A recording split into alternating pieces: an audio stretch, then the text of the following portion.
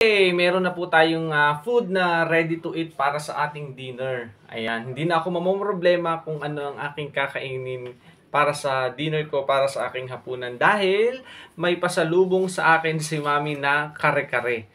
Ayan, so alam nyo naman kapag ka nag-no rice, laging ang problema natin ay yung ano ba ang aking kakainin, ano ba ang kasunod kong lulutuin, ipiprepare para sa aking pagkain na para sa walang kanin. O, di ba? So, pasalubong nila sa akin yung kare-kare in-order nila sa school.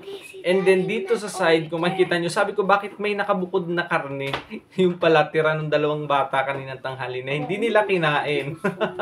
O, di ba, meron pa tayong side dish dito na tira nila kaninang tanghali. O, siguro naman, solved na ang ating hapunan nito. And then, syempre, para naman may partner, syempre, konti lang naman yung gulay nito.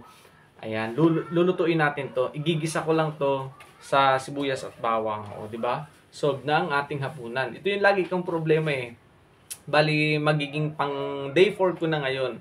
Mamaya, pagkain ko. So, lulutuin ko lang to. Then, ito.